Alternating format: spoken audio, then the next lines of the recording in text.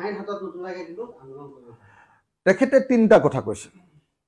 এক নম্বৰ কথাটো তেখেতে কৈছে যে শিৱসাগৰত যিটো মিয়াখেদা আন্দোলন চলি আছে এইটো মই পৃষ্ঠপোষকতা কৰিছো বুলি মুখ্যমন্ত্ৰী হিমন্ত বিশ্ব শৰ্মাই কৈছে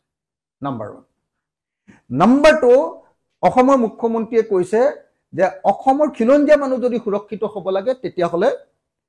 অসমৰ খিলঞ্জীয়া মানুহৰ হাতত বন্দুক দিব লাগিব আৰু সেই বন্দুকেৰেহে খিলঞ্জীয়া মানুহে নিজকে মোকাবিলা কৰিব পাৰিব 2 আৰু 3 যেতিয়া আমি চাৰিওফালে হাল্লা লগাই দিলো বিশেষকৈ ৰাইজৰ দলে যে এনেকৈ হিন্দু মুছলমানৰ মাজত কাজিয়া লগাবলৈ লৈছে শিৱসাগৰক তেওঁলোকৰ ভেৰুনীয়া বাহিনী মেলি দিছে শিৱসাগৰক এইবুলি যেতিয়া হাল্লা লগাই দিলো আৰু শিৱসাগৰৰ খিলঞ্জীয়া মুছলমানেও যেতিয়া প্ৰতিৰোধ কৰি দিলে খিলঞ্জীয়া মুছলমানেও ক'লে যে আৰে ভাই আমি খিলঞ্জীয়া মুছলমানক হয় তোমালোকে কিয় আক্ৰমণ কৰিবলৈ আহিছা এইবুলি যেতিয়া ক'লে এতিয়া অসমৰ মুখ্যমন্ত্ৰীয়ে আইন হাতত তুলি নলবলৈ কৈছে কিন্তু এইখিনিতে মই এটা কথা কৈ লওঁ দেই শিৱসাগৰত এটা ঘটনা ঘটিছিলে সেইদিনা চিটু বৰুৱা হতে সেইদিনা ভাড়াঘৰত মিয়া বিচাৰি গৈছিলে আৰু মিয়া বিচাৰি যাওঁতে তেওঁলোকৰ লগত খিলঞ্জীয়া মুছলমানৰ এটা সংঘাত হৈছিলে খিলঞ্জীয়া মুছলমানৰ সংঘাত হওঁতে এজন শিৱসাগৰৰ যুৱক আৰু সাংবাদিক তেওঁৰ নাম ইউনিছ তামুলীয়ে এটা বক্তব্য আগবঢ়াইছে সেইটো মই কোনো পধ্যে সমৰ্থন নকৰো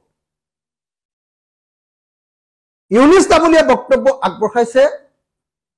যে বিদেশী হলেও আপোনালোকে একো কৰিব নোৱাৰিব বিদেশী হলেও আমি সুৰক্ষিত কৰিম নে এনেকুৱা ধৰণৰ বাক্য এটা কৈছিল সুৰক্ষিত কৰিম বুলি কৈছিল নাই নাজানো যে বিদেশী হলেও আপোনালোকে ইয়াত থাকি আক্ৰমণ কৰিব নোৱাৰিব ইয়াত থাকি ধৰিব নোৱাৰিব সেইটো আইনৰ জৰিয়তে সেইটো মীমাংসা কৰিব লাগিব কিন্তু তেখেতৰ কথাটোৱে এনেকুৱা এটা ভাৱভংগীৰ সৃষ্টি কৰিছে যে অসমৰ খিলঞ্জীয়া মুছলমানে বিদেশী মুছলমানকো সুৰক্ষিত কৰিব নেকি বুলি এটা ভাৱভংগীৰ সৃষ্টি কৰিছে মই ইউনিছ তামুলী ডাঙৰীয়াৰ এজন সাধাৰণ ল'ৰা তেওঁ সংগঠনৰ মানুহ নহয় তেওঁ এজন সাধাৰণ ল'ৰা তথাপিও সেই কথাটোৱে যেহেতু এটা বিৰূপ প্ৰভাৱ পেলাইছে গতিকে মই ইউনিছ তামুলী ডাঙৰীয়াক স্পষ্টভাৱে কৈ দিছো যে আপুনি এজন সাংবাদিক আপুনি এজন তাৰ স্থানীয় খিলঞ্জীয়া গৰিয়া মানুহ গতিকে আপুনি এনেকুৱা ধৰণৰ বক্তব্য প্ৰদান কৰি মিছামিছি বিষয়টো ধুৱলি কুঁৱলি নকৰিব আপুনি এই যেটো বিদেশী শব্দটো যেটো ব্যৱহাৰ কৰিছিল যে কি বিদেশী হলেও কিবা এটা হ'ব বুলি কিবা এটা কৈছিল মই একজেক্ট বাক্যটো মনত নাই এতিয়া সেই বাক্যটো মই উঠাই ল'বৰ কাৰণে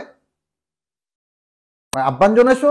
আৰু ইউনিছ তামুলীক এনেকুৱা ধৰণৰ এই ধৰণৰ অসমীয়া মানুহক আবেগ কটাঘাত কৰিব পৰা বক্তব্য ভৱিষ্যতে প্ৰদান নকৰিবৰ কাৰণে মই আহ্বান জনাইছো